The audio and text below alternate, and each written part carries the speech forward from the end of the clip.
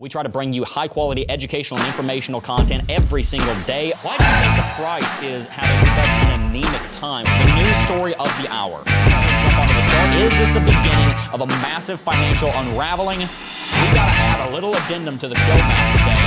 So we start here on the daily. Now, we've been looking at the RSI on Bitcoin's daily chart for the last several days. It always has been, but it's been increasing over the last 50 years since the government has been getting bigger.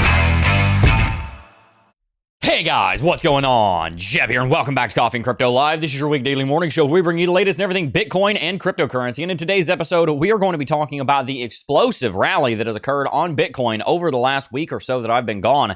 I'm very excited to see that Bitcoin has reached almost $70,000, and unfortunately, there's a lot of FUD circling in the space right now. There's a lot of people that think that this rally is not going to go anywhere. There are a lot of people that are trying to rain on the parade of Bitcoin performing well. I'm here to tell you that the breakout that we have seen on Bitcoin over the last few weeks is actually a very good sign. It is breaking significantly above major downtrends that Bitcoin was held under, and I'm very excited to tell you that moving into the election, it looks like this is going to be able to complete and build into a much larger rally. Today, we're going to be doing some technical analysis on Bitcoin. We're going to be looking at where Bitcoin is headed, and we are also going to be looking at a plethora of other factors that have impact on the Bitcoin market, such as the S&P 500, such as many of our different oscillators and indicators, and also we're going to be looking at the Dixie. We're going to talk a little bit about Gary Gensler. We're going to talk a little bit about the election coming up. We're going to talk about quite a few different things having to do with Bitcoin, but the thing that I want you to know right now is that by the end of this episode, you are going to have a far better understanding of where Bitcoin is and where Bitcoin is going and what you should do to prepare for that movement than you did before you began this episode. Thank you so much for tuning in. My name is Jeb McAfee. I've been working in the cryptocurrency space for over 7 years now. The channel here will be turning 7 in November, so about a month from now, a little less than a month from now, the Crypto Jeb brand will be turning 7 years old, and I just have a single passion that I want to share with you guys. I won't ramble too long. We'll jump into the content here in about 2-3 minutes. You can set a timer and time me and give me a broken heart emoji if I go on for too long. But here's my heart. Here's what I want you guys to know. When I got into the cryptocurrency space, I was flat broke as a joke. I mean, I was 17, right? So I didn't have much money in the first place. But my father and I, we didn't have a lot going on, right? My dad had been down and out for a lot of different reasons, and I came to the realization, like, man, there's so much pain around me. Like, I see so much pain in my family, in other families, and it has to do with money. But I don't know exactly what the problem is, but I know it has something to do with money. And so if I can go and teach other people how to succeed with money along the way, maybe I'll learn how to do it myself. Right? And so over the 7 years journey that I've had so far in that, I've come to realize that it's not about money. I've come to realize that I missed the point originally. It's not just about making enough money.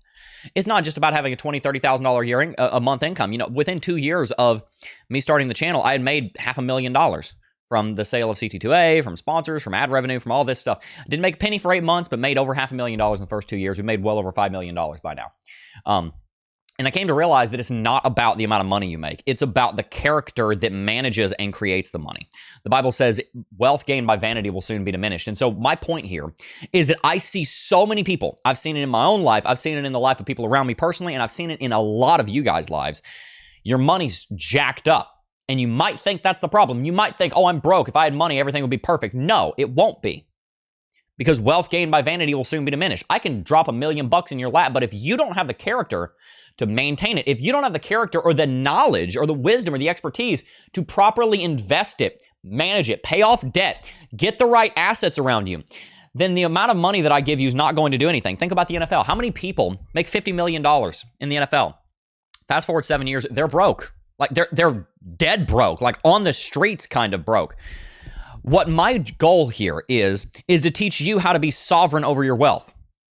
I want you to be sovereign over your wealth so that you can control that wealth. So that you can control that wealth and put it on a collision course with growth so that when you need it, it's there.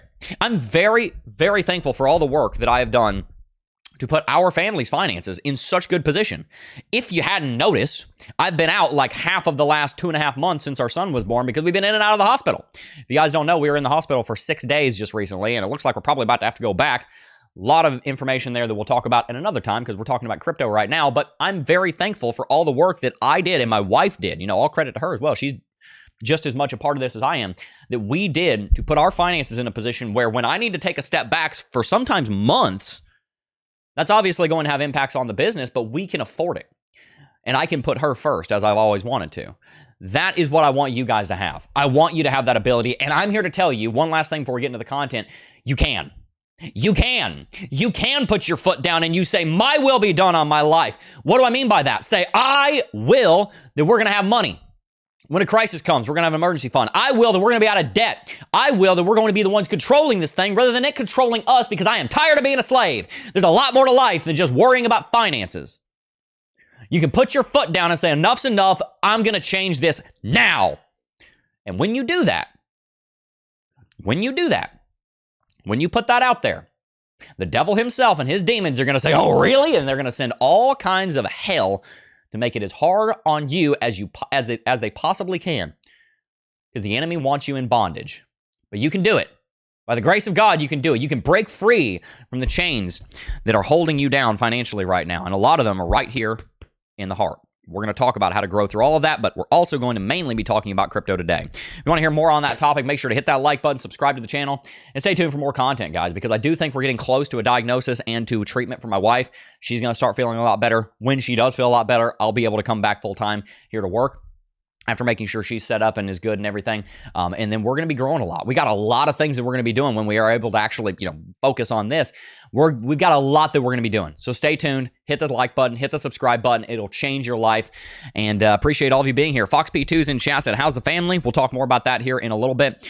Johnny Losada's in chat, said, good morning, Jeff. Good morning to you. Joe Bollier's in chat. Philly Skills 1422 in chat. Timesh Ramsunder is in chat. Chasse. Alex Nibo, Elgi, Quinn Daughtery, Cosmin B, Rashad, Adams in chat, Crip Torque, Derek Moore, and Crypto Carter. Appreciate all of you guys for being here. Let's get started. I'm very, very excited about where Bitcoin is right now. Sitting at $67,000. A lot of people do not like that. A lot of people do not like the Bitcoin sitting at only 67K. We've got some, in the words of Dave Ramsey, some hope stealers. We've got some hope stealers running around the cryptocurrency space saying, woe is me, doom and gloom. Little Red Riding Hood's about to get eaten by the big bad wolf, guys. Let's take this back and get some actual perspective. This is fun for me. This is the first time I've looked at the Bitcoin market in the last week. When your wife's in the hospital and you've got 3 kids to take care of, you don't really look at Bitcoin all that much. You're just like, I trust it. It'll be fine when I get back. So it's fun looking at it with a fresh set of eyes after having not looked at it for a week because you've been dealing with a family emergency, right? What's interesting about what has happened since I left is that Bitcoin has basically played out exactly what we said was going to happen. We discussed how Bitcoin had topped out here at 66.5. It was going to fall back. Originally, we said it was going to fall into this zone. Then we updated and said Bitcoin could fall as low as this zone, which is exactly where Bitcoin fell. We fell right here and then right here. And then we said after that, one of the last things we said before we left, the last time I was on stream was last Monday. Last Monday, we discussed how there was a great deal of bullish RSI divergence. So you can see there's a downtrend right here. There are, on different shorter term intervals, there was bullish RSI divergence. So you've got the lower lows coming in right here. You got the higher lows coming in right here on RSI, higher lows on Crypto Jeb Oscillator. We even had the bullish Crypto Jeb Oscillator divergence here and bullish divergence here on MACD. So 3 bullish divergences on all 3 of our oscillators, indicating that an uptrend was going to come. That uptrend has now come, and we rallied straight up. We rallied up straight up to $65 to $66,500 and broke through it. And we even moved all the way up to our next price target, which was $70,000. Now, we didn't quite hit it. We hit about 69.6, but it's close enough, right? We ended up in this movement setting a 3rd higher high and a very important format for the higher high. Not only did we set a 3rd higher high, 1, 2, 3, we also set the 3rd higher high in a way that indicates that the market is accelerating. So if we can find our arc here, our curve right here, you can see that we're actually accelerating in the higher highs. If you were to extrapolate a curve out here, you can see this is actually a parabolic kind of movement. It's accelerating the increase in the highs. And so if we come here onto another chart, let's find another chart here that'll be nice. Let's go ahead and just use BLX for a second.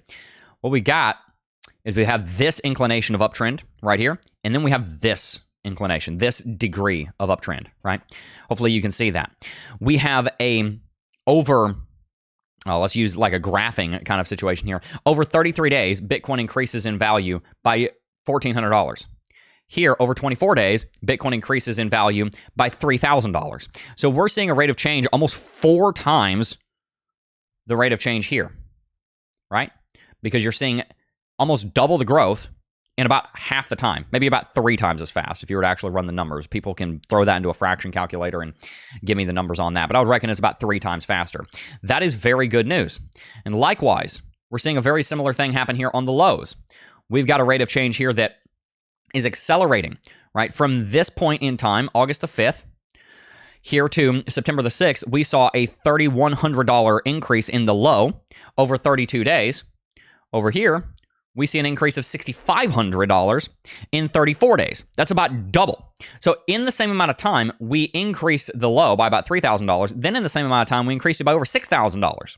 So on the bottoms and the highs, we are actually creating this parabolic curve.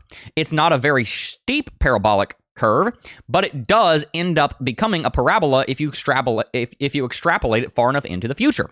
This is a very, very good sign. And we've got a lot of people right now that are just completely raining on the parade, that have gotten into bed with the bears, and they love the idea of Bitcoin crashing. And so they want to convince you that this isn't real. And maybe it's not. Bitcoin could crash from here. I'm not saying for certain that Bitcoin is going to be able to maintain this uptrend. What I am saying is that this is a good sign. This is good, solid, sustained growth that Bitcoin is witnessing right now. And if we get so caught up on, oh my goodness, we didn't break $70,000, we're going to miss the blessing of this rally. And if this last season has taught me anything, it is incredibly important to count your blessings when they come. Can I get an amen in chat? Bitcoin has set a third higher high and a third higher low, which is a direct contradiction. It's a direct contraindication to what we have been witnessing so far over the last several months. We've been witnessing lower highs and we've been witnessing lower lows. It looks something like this. Now Bitcoin is witnessing higher highs, right? Higher highs, and generally speaking, higher lows. Just kind of pull this in here. See that? Okay, good. Glad you see it. That's why this is important, because Bitcoin is, even if it's not exactly as strong as you would like, it is building momentum. Bitcoin has a lot of resistance above it. This is something we need to keep in mind. There is a great deal of resistance directly above Bitcoin. We are right now in the middle of one of the largest VRVP zones of resistance that we have ever seen. But the good news is we're actually kind of sitting right there on top of it. Our point of control for VRVP is technically here at $63,000. But if we look at our next highest point of control, which would be right here, it's at 67.5. Wait a second. That's where we are. We're sitting right now on top of that mountain. Do you see that? Do you see that? For anyone who doesn't know how VRVP works, let me just move it over here so the chart's not on top of it. Visible range volume profile details what the where the resistance is based on where the trading is taking place in the visible range.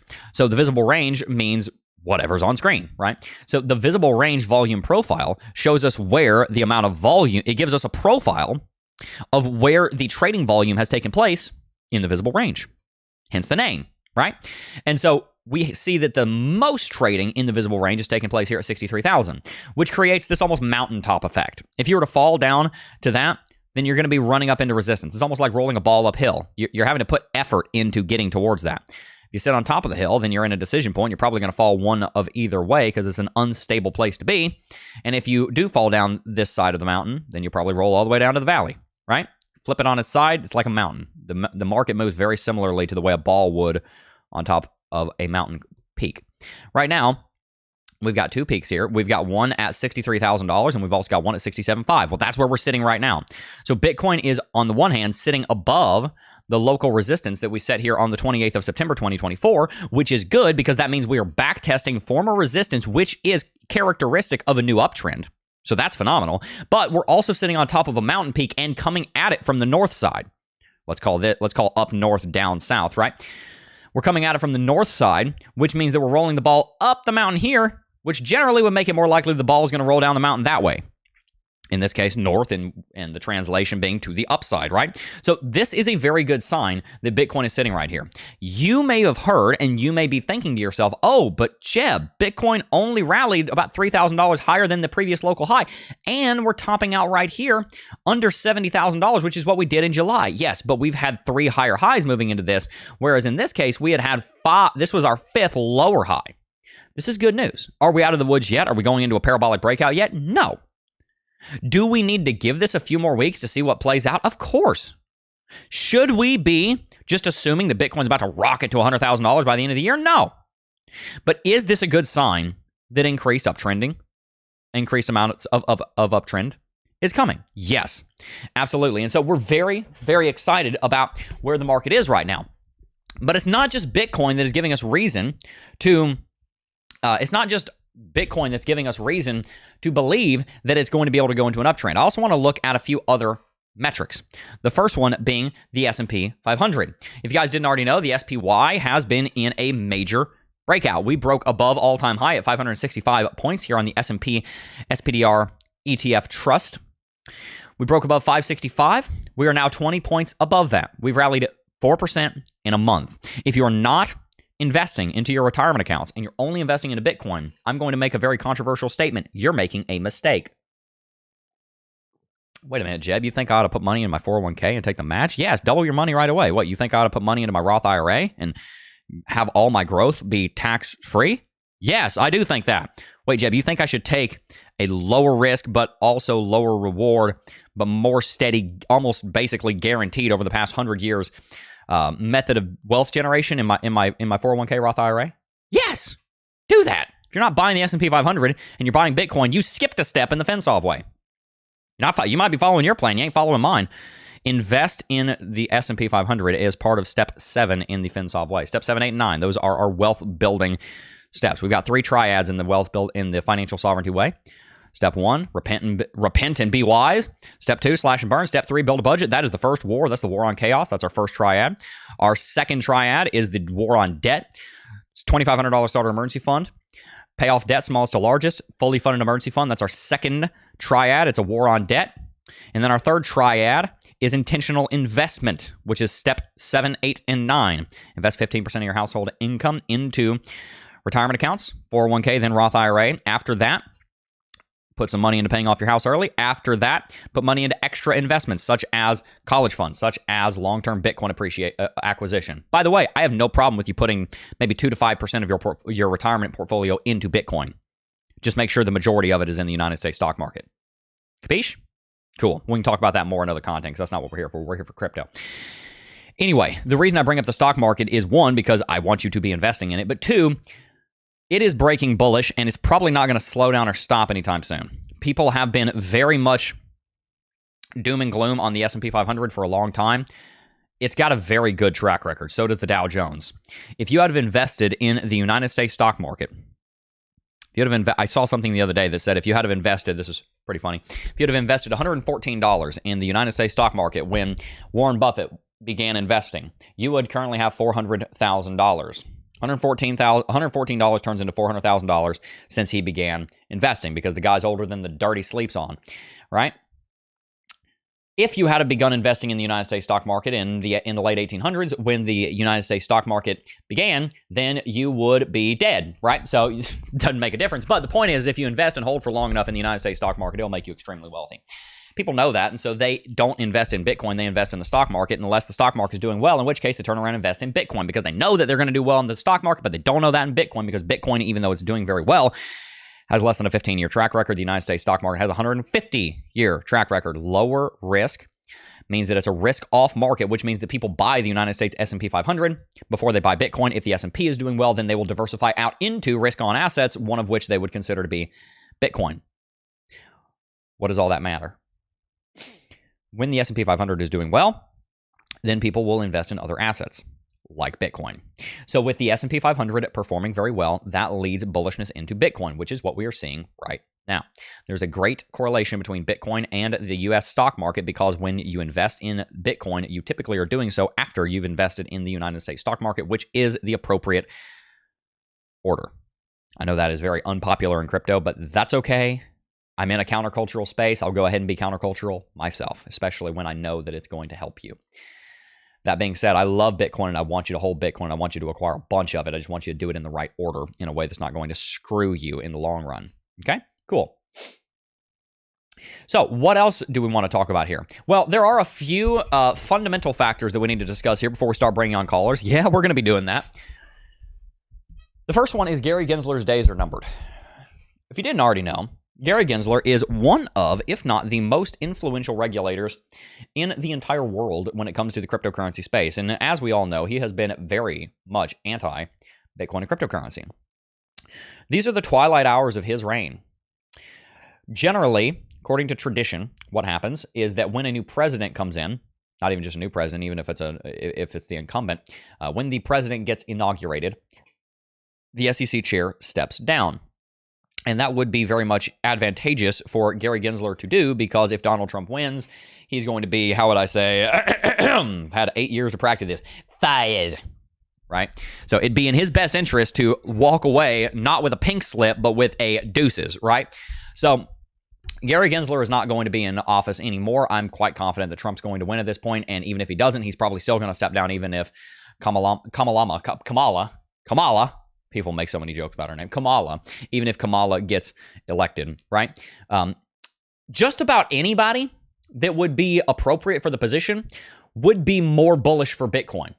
Just about anyone. I mean, name someone, and they're probably going to be more pro-Bitcoin than Gary Gensler was. Nobody wants to go down in history as the guy that stood in the way of financial innovation when that's kind of your job. Gary's already committed. The guy's got to stick to his guns and fight it out, but it's not working for him. Nobody else wants that stain on their record. So whoever gets into power is going to be more pro-Bitcoin than Gary was, most likely. There's like a 2% chance that you get some, crypto Hitler gets in there and hates Bitcoin, but it's unlikely. I don't think that's what's going to happen. On top of that, we also see that the election is coming up soon, like very, very, very soon. And with this election coming up, I do believe no matter who wins, I do think that it's going to be very bullish for markets. Because the uncertainty around what the election is going to bring always holds down the Bitcoin market. If we look into history, we will see very clearly that any time that an election is taking place in the United States of America, the Bitcoin market basically goes on pause. If we look here in November of 2016, that led to the election of President Donald Trump, the market's basically trading sideways, explodes afterwards. Wait a minute, Jeb, it kind of just looks like it's right there in the middle. Well, hang on, let's turn the log off. Do you see the difference now? Now that we're looking at it from outer space, can you see the difference in before and after? Does that make more sense? Yeah, it's hard to see on the log. It's like, oh yeah, it's just rallying, doing the same thing for it. No. No, there's a big difference between what was happening before and after the election. No, Bitcoin didn't just explode right after the election. I'm not saying Bitcoin's going to go parabolic a week after the election, because depending on how the election goes, there could be a lot of unrest from the election. People are very, very, very, very invested in what happens here this November. But we saw the same thing happen in 2020. There was a lot of unrest and disagreement over how the election went in 2020, and still the Bitcoin market exploded following the election, the election of President Joe Biden. Even going back into 2012, back before we really had a lot of very concrete, technical chart formations, because the market was so young, it's hard to do analysis on a market this young. Even back here, the market's basically trading sideways, not doing anything. President Barack Obama, the incumbent, gets reelected, and the market takes off. Well, again, Jeb, that doesn't look like anything really happened there. The market's just moving sideways. We'll take the log off, and you can see, no, there's a big difference, right? So you can see the difference before and after the election in 2012. You can see the difference before and after the election in 2016. You can see the difference before and after the election in 2020. Right, it's a lot easier to see what we're talking about here when we don't look at it with the logarithmic chart. And so are we going to see the same parabolic increase happen this time? Maybe not. from the election to all-time high, Bitcoin would increase by 353% after the 2020 election. From the election in 2016, Bitcoin would increase by 3,000% in 2016-17, and after the re-election of President Barack Obama, Bitcoin would roughly increase by 10,000% in the next year. Do I think any of that's going to happen? Maybe not. I could see a 300% rally being possible, although what I am more so expecting is about a doubling from where we are when the election takes place. So about 100% rally from where we are when the election takes place. So we're looking at somewhere between $100,000 to $150,000. Our official prediction that we made about a month ago is that Bitcoin will hit all-time high. And I'm going to try and stick to this as much as I can. If we get massively new information, then we'll adjust this. But this is based on quite a bit of research I've done here on the chart. My prediction for the Bitcoin all-time high is roughly $100,000 to $125,000 after right at the very beginning of the month of December next year. And so that is where I think we're going to go. And that's how I think that this movement right now is playing into that. Bitcoin is very much ramping up. And after the election, it's very possible that we're going to see quite a bit of increase coming in. Exciting. Exciting, right? Isn't it very exciting that Bitcoin is in prime territory to go through a massive, massive rally? It sure is. You know what else is exciting? The fact that we actually have capability to have you guys call us on stream now. Very excited about that. So we're going to open up the phone lines. If you guys didn't know, we now take callers live on air. I would love to talk to you about anything and everything. If you call me with your little tiny meme coin that I've never heard of, I can't promise I'm going to be able to give you any information, but I'm happy to look at it. If you would like, phone lines are open. I'm going to go ahead and type this in chat at 352-607-2682. Phone lines are open, 352-607-2682. Come on, call on into the show. Would love to talk to you guys live on air. Teach you something if I can, learn something if I can. Love interacting with you guys. Looking forward to talking to you guys. If I am on a call with somebody else, hang up, call back in 5-10 minutes. If you want to be on air, we're working on being able to put you guys on hold so that we can kind of store y'all up so we have plenty of callers. But if you guys don't get on right away, then feel free to call back. We'd love to have you guys. Really appreciate you guys being in here. While we wait on our first caller, I want to go ahead and give a massive shout out to NordVPN, one of our most loyal sponsors. They have been around the block. They've been here for a long time. Check the link in the description box down below. There is a Black Friday deal going on. Wait a minute, Jeb, it's October. What the heck? Yeah, they love giving you guys discounts. NordVPN is so successful that they're able to basically give the product away almost for free. It costs almost nothing. And that's not because it's a bad product. It's because they've got, by this point, probably tens of millions of people using NordVPN.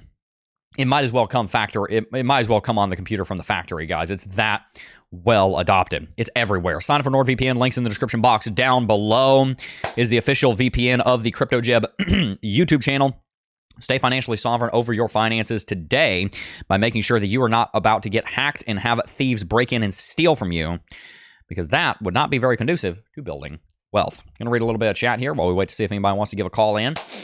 Really appreciate you guys for being here today and excited about where the market is going to go. We've got a few amens in chat from when I said that earlier. Mike Lowry said, hashtag FinSov, hashtag Rip Gary. Yes, hashtag Rip Gary. Let's get some hashtag Rip Garys in chat. Hashtag Rip Gary. Can we hear hashtag Rip Gary in chat? Because Gary Gensler is on his way out. On his way out. On his way out. Let me make sure everything's set up over here. This is the second day we're going to be doing calling. So we are making sure that we're testing everything. Making sure everything's working good. I think we're going to be good. All right. Phone lines are open, 352-607-2682. Appreciate all of you guys for tuning in. TeraWolf, good time to buy, or will it go down soon? ATH. Good question. So TeraWolf is an interesting project. It's not a project, it's a mining company. TeraWolf is an interesting mining company that has been doing a lot lately. And we'll talk about this for just a second. If we get a caller, we'll go ahead and pause this conversation. But TeraWolf, if you're not familiar, is a mining company here in the cryptocurrency space. Let me get their website up, because there's a few different places that we can look at some of their updates. And they are a mining company that has been growing quite a lot. And they've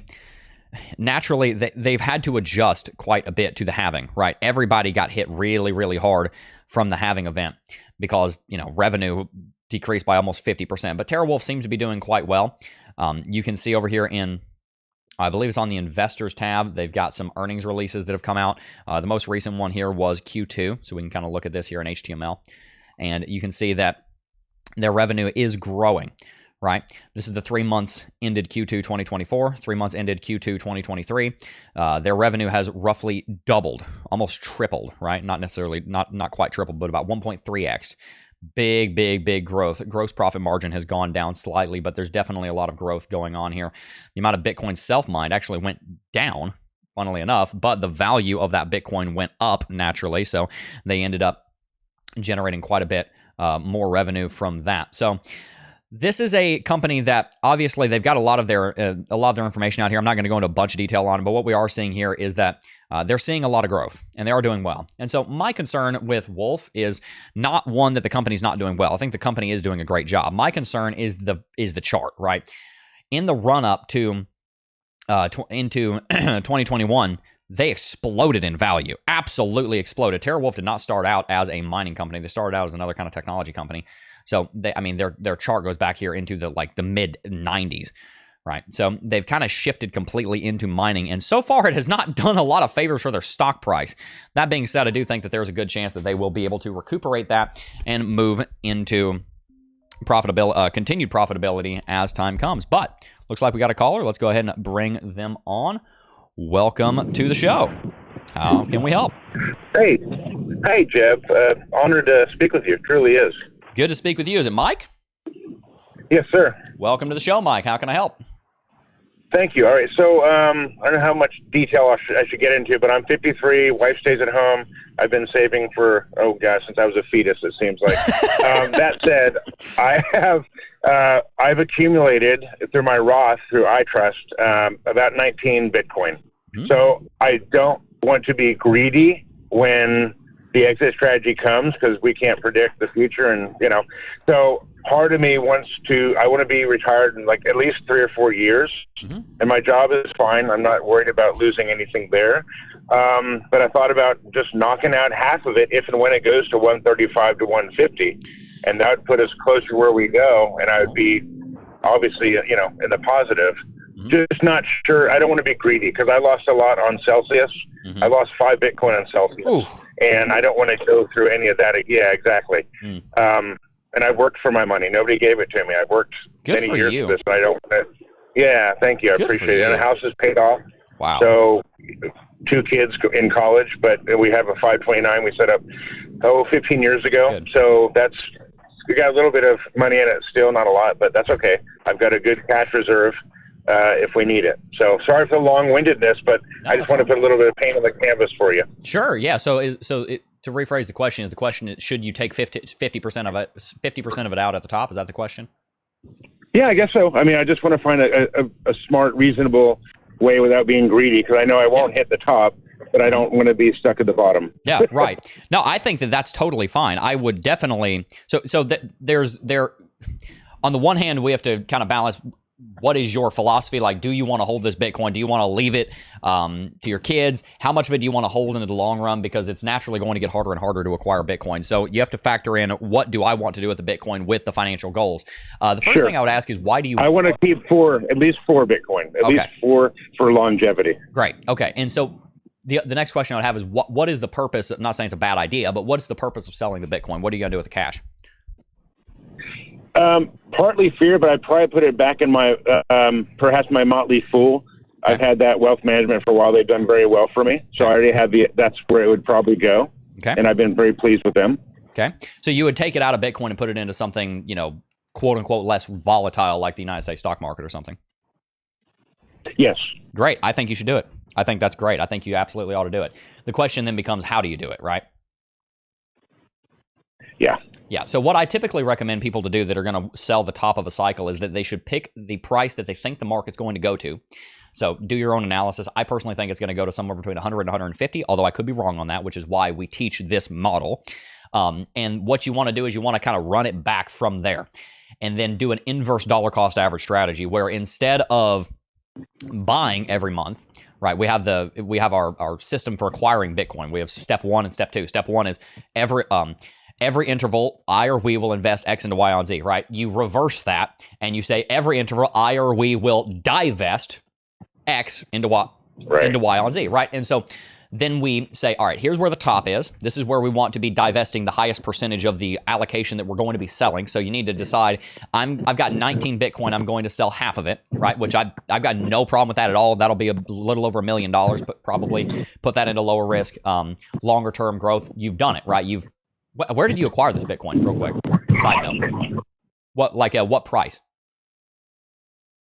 Oh, I would say, well, a lot lower when we had Celsius. Right, but I would say, probably collectively, and my wife has 3 Bitcoin too. So collectively, we have about 19 and a half Bitcoin. Right. And I've got some Solana and a few other things. But I'd say fair to say 50,000. Let's say 50-ish. Great. Yeah. So when you're divesting this, you will have made a considerable return. So what I would do is I would pick a price somewhere below where you think the market's going to go to. So if you say, I think it's going to go to 120 on average, maybe it goes to 100, maybe it goes to 150 on average, I think it's going to go to 115, 120. Shoot to be divesting the highest percentage there. Roll it back 30 or 40% and start divesting. This is going to sound weird, but at 75 or 80, and do it slowly. And so what that would look like is you could start by saying every interval, so every week, every month, and probably every week or every 2 weeks would be the best interval. Every week to 2 weeks, we will divest. Instead of a dollar amount, we're going to divest a percentage of the allocation. So every week or 2 weeks, we're going to start by divesting, selling 1% of the portfolio that we're going to sell. So let's say we're going to sell 10 Bitcoins, probably going to be a little bit more than that, but depending on whatever it is, we're going to plan on divesting, selling 10 Bitcoin. 1% of that position we're going to sell this week. Next week, we're going to sell 1% of that position. Next week, we're going to sell 1% of that position. And as the price goes up, we're then going to increase the percentage that we're going to sell. All right, we started that at $70,000. Pick the number. $70,000 to $80,000 would probably be a good place to start doing this for this cycle, in my opinion. Just a thought. And then from there, okay, we're at 90,000. We're going to do 2.5% a week, and we're going to hold it there. If we get up to 120,000, we're going to sell like 10% a week because we want to really quickly divest. But we're going to start the habit of the divestment low so that we're getting something. And so we've got the habit in place so that when we do hit that peak, then we're in good position to finish that out. And then once we get to that level, that's where we're going to ramp up the selling. And then that's where we can really catch as much of the top with the selling as possible. And then as it comes back down, then you just continue selling it quickly. And then you ramp up into the divestment. Does that make sense? Yeah, it does make sense. My end goal would be, we have again, a house I paid for. I've earned about $3 million in investments, but obviously I'm very heavily, probably irresponsibly into Bitcoin. But my goal is to have at least between. Hey, you've done great for yourself. I don't have a tattoo. Yeah, sorry. Oh no, I don't have a tattoo. That's what I heart Bitcoin, but nonetheless, I definitely I want to be between 4.5 and 5 million, and I comfortably in that. I figure that's. I mean, you'll appreciate this. So, blessings your family with your wife. Thank you. I literally spent $90,000 2 months ago for my wife to be in Arizona for 2 months of medical treatment. So, wow. But I had that because I saved, and I mean, I did the right thing. That's and awesome. We have a big cash supply. That is exactly exactly what I was talking about at the beginning of the stream, is being able to do that kind of stuff because we've got our money right. Good for you, man. Yeah, well, thank you, brother. I really appreciate you, and I'll definitely take what you say into heart. I don't know the percentages yet, but I think next year will probably be the majority of it out. Is that a fair assessment? I would think so. Yeah, somewhere around 70 to 90,000 that I would consider to start liquidating it. Probably, like I said, about 1% every week or two. It's a slow burn. Like if you were to continue doing this, it might take you 2 or 3 years at 1%. But as it goes up, then you can say, okay, it's at 110,000. We're going to sell 5% this week, right? And what happens there is that the percentage goes down, right? Because the value of the Bitcoin is increasing, which means that it actually weights higher towards the top because of the way that the value is appreciating and the percentage ratios of it, right? So yeah, hopefully that helps. Does that answer the question? It does.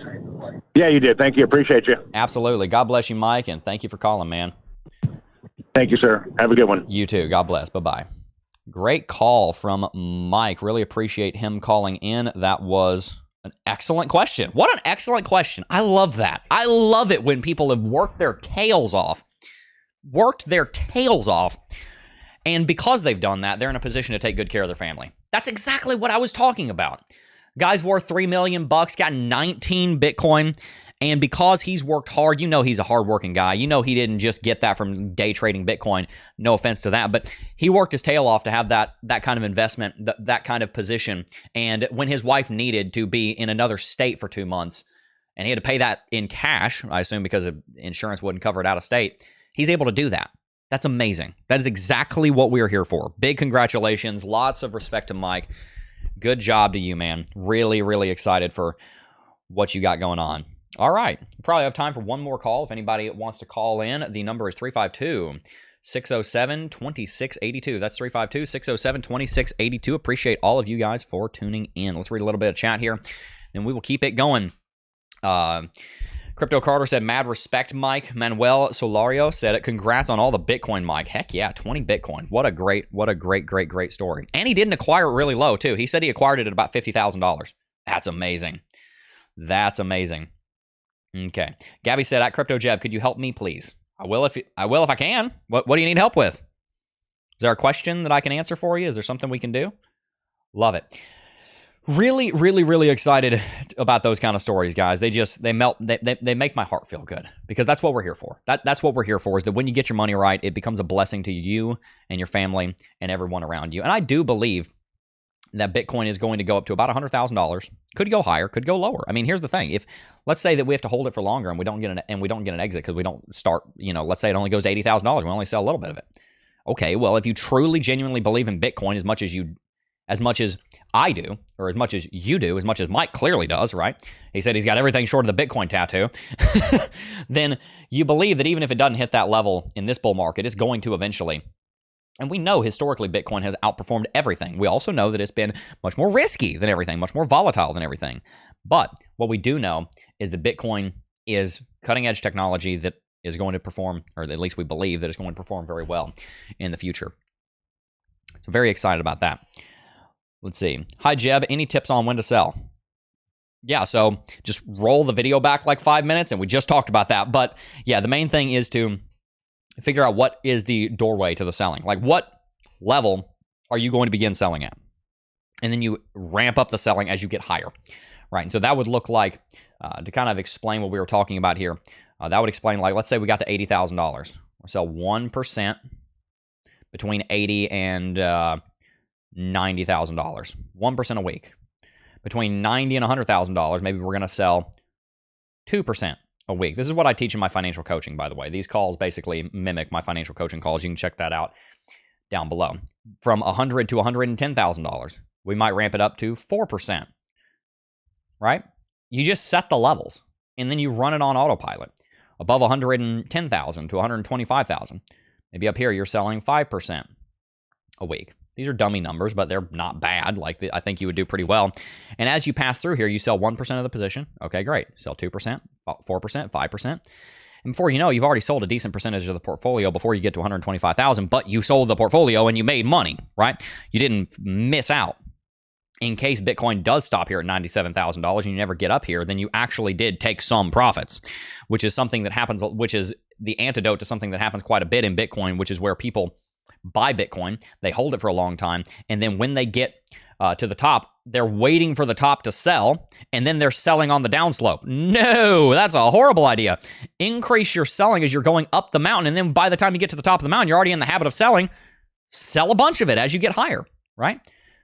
Because if you do wait too long, then you're never going to get any profits at all, and you're going to end up losing money because the bear market a lot of times will bring the price of the asset lower than your entry, which means until the next bull market, you're going to be upside down on your investment. So if you're looking to liquidate them, I highly recommend beginning to liquidate them slowly, but beginning to liquidate something before you get even very close to the all-time high. That's what we recommend. All right. Ava Angel said, would love to buy 30 minutes of your time. I appreciate that, Ava Angel. We're going to be working quite a bit on the structure of our financial coaching. As I said, we've been in and out of the hospital for the last, not in and out, just in the hospital for the last week. But I'm actually going to be getting some certifications for financial coaching. I'm going to go all the way. I'm even thinking about getting my CFP. It would require me to complete a bachelor's degree, so it might take me a few years to do it. But I am thinking about going all the way and getting a CFP, Certified Financial Planners certification. I don't know for sure I'm going to do that, but I'm definitely going to be getting some even more formal training and financial coaching so I can bring you guys as much valuable content as I possibly can. That is my heart, is to help you guys succeed with money, because just like we saw there with Mike, it matters. Hope you guys have enjoyed today's stream. If you have, also make sure to check out Uphold with the link in the description box down below. Uphold is an incredible platform that does a lot more than just trading. They facilitate trading, yes, but they also have over 300 cryptocurrencies, one of the widest ranges in the entire cryptocurrency space, and they're where you're going to get new tokens early because they're tapped into a bunch of different decentralized exchanges. When you sign up for Uphold, you're able to tap into all of those different underlying exchanges, and when a new cryptocurrency pops up that's actually good, it'll be listed on Uphold sooner than anywhere else. They're highly transparent, and they've got an incredible product here called the USD interest account. This is great. This is a high-yield savings account on a cryptocurrency platform, which means you're able to park your cash in a high-yield savings account in a cryptocurrency platform so that instantaneously you can deploy that cash into the market, rather than having it in a high-yield savings account on a bank somewhere else and having to wait 3 days for the money to transfer, and then boom, you miss your buying opportunity because you had to wait for the money to transfer and you had to pay the fees for the transfer in the first place. You don't want to do that. This is an excellent place to park that cash account that I recommend you guys building in step 2 of cryptocurrency investment, in step 9 of the FinSolve way. This is the place to park that cash so that when you want to deploy cash into the market, it is right there, easily accessible, FDIC insured up to 2.5 million, because they'll split your money up into up to 10 different bank accounts within the actual back end of the way this works, so that you have $250,000 of protection on up to 10 different accounts, which means up to $2.5 million of protection. And you're getting 4.9% APY. When everybody else dropped their rates by 0.3%, 0.4%, they dropped them by 0.1%, because Uphold wants you to have the highest rates possible. Great product. One of the best money market products in the entire cryptocurrency space. Not a money market account, but it's very similar. This is the best place to park your cash as you wait to deploy it in crypto, bar none. All right. Really appreciate all of you guys for tuning in. ADA, please. Yeah, we'll talk about ADA a little bit. My concern with ADA is that the chart is not the chart is not making me very happy. I love, it's also a rank number 11 now. I love Charles Hoskinson. I've interviewed him. I know Charles. I love Ouroboros. I love the technology for Cardano. I think it's phenomenal. I don't love this price. This is what I call a stick in the mud chart. You've got a bunch of nothing happening on both ends of a very bullish hype cycle. Not what I'm looking for. Will it stay this way? Not necessarily. But have I been saying now for the last 2 years, Cardano's really going to need to prove itself because it's dropped a long way. Yes, it's really going to need to prove itself because it's dropped a long way. These are not the kind of markets that I invest in. People call me a Bitcoin maxi sometimes. I own Cardano. I own quite a bit of it over the years. I do mean years. I was acquiring Cardano back here, right? I've got Cardano that's probably over 5 years old.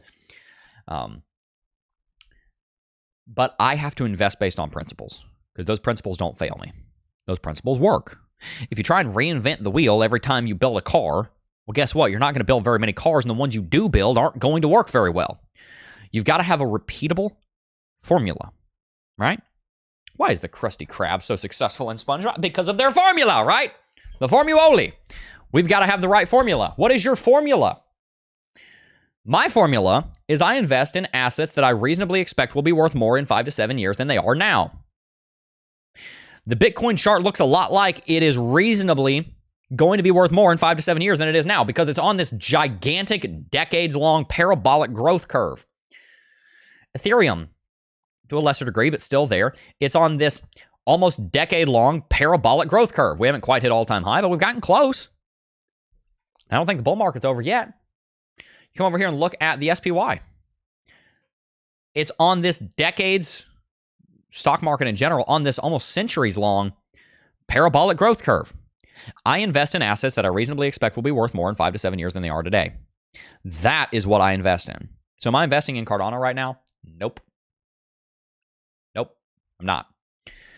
I did acquire some altcoins, a few tens of thousands of dollars worth of them, back to, about a year ago now, about a year ago. So they're all kind of getting into that long-term capital gains tax bracket. That included Solana, XRP, Cardano. Frankly, there is a part of me that wishes I had to just dump the money into real estate, the US S&P 500, and Bitcoin. There's a big part of me that wishes I had done that. I kind of would prefer to have a simpler portfolio and not 15 different altcoins with, $26,000 or whatever in it.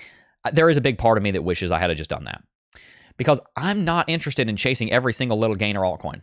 That's fine. You can do that. That can be your strategy. But guess what? That's a stressful strategy. Trying to make money by picking the right coin. I would rather pick the coin that I know is right rather than picking the coin that I think is right because of things that haven't happened yet. Oh, but Jeb. Little man can't get ahead investing in Bitcoin. Mike invested in Bitcoin. Guy's worth $3.5 million. He says he's been investing since he was in utero, right? Patience multiplied by diligence, multiplied by wisdom, will produce wealth. Guaranteed. As long as the market's doing what it should be doing, so long as you don't have a communist takeover of the nation, destroy the entire economy, World War III or the second coming of Christ, you're going to make money. The markets go up. It almost sounds too good to be true. The markets just go up. They just go up. Yeah. Pretty much. If you give them long enough, they just go up. Why? Because the global economy's growing, and it ain't going to slow down anytime soon. This is the Dow Jones Industrial Average on the regular scale. Log scale. Growth since 1891. Dow Jones Industrial Average was sitting at 40 points in 1996, 1896. Now it's sitting at 42,000 points. The markets go up if you give them enough time. Historically, if you hold the United States stock market for more than 10 years, you're going to make money. Jeff, that's a long time. Yeah, it is. Do we need to go back to like Sunday school and learn about the word patience, right? Remember that? Patience? Yeah. Wealth gained by vanity will soon be diminished. If you want to build wealth in a foolish way, don't be surprised if you lose in a foolish way. If you want to build wealth in a wise way, don't be surprised if you have more of it. And so what we've got to do is we've got to pick the right assets that we can reasonably expect. And when I say reasonably, I'm talking like a 95, 98% likelihood that they're going to be worth more in 5 to 7 years, and significantly more in 5 to 7 years than they are now. I can't say that with Cardano right now. I can't say that with Solana right now. I can barely say that with Ethereum right now, but I can absolutely say that with Bitcoin. I can absolutely say that with the United States stock market. I can absolutely say that with real estate. And so what I'm going to do, and what you need to do, is I'm going to go under Christ while doing the right thing, while helping people. I'm going to make as much flipping money as I can. After following and honoring God, after loving and caring for my wife, after being a good father to my children, while helping as many people as possible, because all those things are more important. But after all those things are said and done, I'm going to make as much money as I can. I'm going to make $50 million. I'm going to go make $50 million. Of course I am. I'm going to be a good husband, good father, good Christian first, but then I'm going to go make as much money as I can, and I'm going to dump it into investments that work. Because the number one attribute of successful people that are successful financially, have large net worths, is not what asset they invested in. It's that they invested in the first place. You don't get rich because you picked the right altcoin. We've got to dispel of that myth. Quote me on it. Take a short. Go ahead, clip it. There's a clip button on YouTube now. Clip me saying this. Put it everywhere. You do not get rich because you picked the right altcoin. Statistically speaking, I've met thousands of people in my time. In the hospital, somebody recognized me. She's like looking at me like, her name's Ann. She's like looking at me. She's like, "Are you Jeb?" I was like, "Yeah, that's me." She's like, "You're Crypto Jeb." I was like, "Yeah, that's me." And so we sat there and talked for 10, 15 minutes. I told her this. I said, I've met thousands of people in the real world, probably about 1,000 maybe. One of them got rich because they picked the right altcoin. One of them. Met the guy 3 days before I got married. Bought an altcoin, sold it, made $400,000. I've met exactly one person that's done that. I have met hundreds, if not thousands of people that got wealthy because they bought and they held and they bought and they held and they got out of debt and they increased their income and they bought more and they held more. They paid off their house so they had more money to invest. They bought and they held and they bought and they held and they bought and they held, and 10 years later they picked their head up and they said, "Gee whiz, I've got $5 million. How'd that happen?" Oh, because you did the right thing and you did it for long enough. There's so much bull crap in the cryptocurrency space about how you get rich. Become a millionaire in 90 days doing this. That, beware. Wealth gained by vanity will soon be diminished. if you did not gain the wealth because of your discipline, if you did not gain the wealth because of your diligence, if you did not gain the wealth because of your hard work, if you did not gain the wealth because of research, if you did not gain the wealth because of wisdom, but you gain the wealth because of foolishness or luck, don't be surprised when it disappears. It will. It happened to me. First few $1 million I made, I was a freaking idiot with them. In a lot of ways, I got lucky.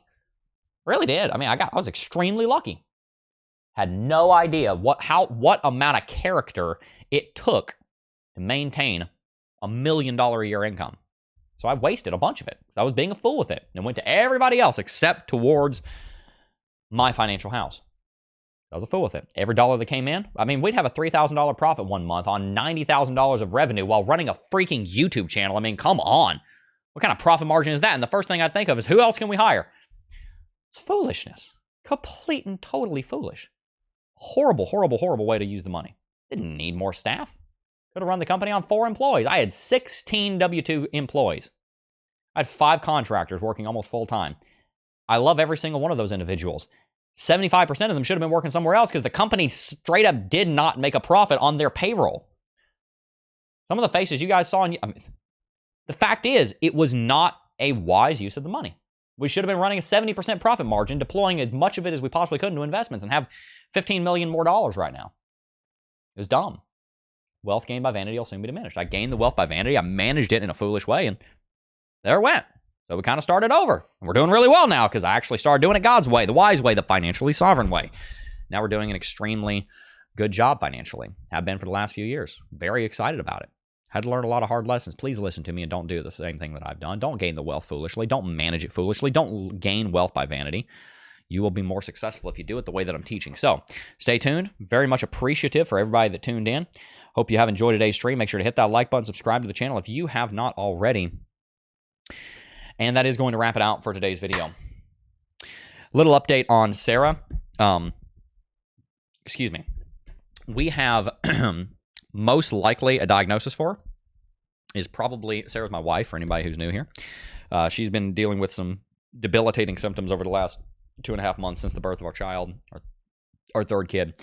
And but we're pretty confident at this point she has something called a cerebral spinal fluid leak, which is a condition where the dura, which is the protective lining that holds the cerebral spinal fluid around your spinal column, there's a puncture somewhere, most likely in her dura, where she's leaking CSF fluid. And so you can think about, like in the movies, you got a brain, they put it in a jar of fluid, right? Well, the brain is suspended in this fluid. And so if there's not enough of it, then obviously that's not very good for the brain. And so it can create these really horrible, awful headaches. And so she's done a bunch of MRIs. They haven't found a leak on the MRIs, but it can hide on MRIs, especially since it's been going on for this long. And so we try to get her in the next couple of weeks into a neurologist who's willing to do a few more tests and something called an epidural blood patch, which is a really cool procedure where they basically take blood out of your arm, shoot it into your spinal column, and it will patch the leak. You don't even need to know where the leak is. It'll just do it itself, right? Because if there's a leak, then the suction will suck it towards the leak, and it'll patch it. So that's the hope, that we're going to be able to get her treatment for that. But at any point, if this is taking too long, because it seems like it's going to take a while doing it outpatient, I might just say, bump this, I'm taking you back to the hospital so we can speed this along, because I want you to get better, especially if we know what's going on. So please be praying for Sarah, for her to have healing. We've learned a lot. God has done so many miracles and wonders over the last 2.5 months. We've grown so much. We've learned so much. We are so much more mature than we were 3 months ago. Very, very thankful for this. Honestly, very thankful for this challenge that God has sent us. Not thankful for the pain, right? Pain is a way for us to remember the fall and remember the consequences and effects of sin. Even if it's not our fault that we're in pain, it's supposed to remind us of that spiritually. But I am very thankful for the lessons that we've been taught. Very thankful for the patience and the endurance and the fortitude and the wisdom that we've been afforded during this time. Thank you guys for your patience during this time. This won't last forever. My wife and I are both hell-bent on teaching you guys as much as we can about financial sovereignty, and it's going to happen. I just got to focus on getting her healthy first, because I'm following our own teaching, which is that if there's chaos anywhere in your life, this will be the last lesson for you guys before we wrap it out. If there's chaos anywhere in your life, declare war on it. In the Fensolve way, there are 3 triads. You got the war on chaos, the war on debt, and then the intentional investment phases, right? And each one of those phases has 3 steps. Step 1, 2, 3 is the war on chaos. Step 4, 5, and 6 is the war on debt. Step 7, 8, and 9 is intentional investment. if you've got chaos in your life that is completely derailing you to the point where you cannot live your life to the fullest, whatever that biggest chaos is, you got to start there and knock that crap out. If it's finances, you have no idea what you're doing with your money, follow the FinSolve way, declare war on the chaos. If after that it's debt, declare war on the debt. In this case, it's health. We kind of know what to do. We just need to work our butts off to get it done. Beat the crap out of it. Knock this stuff the hell out, right?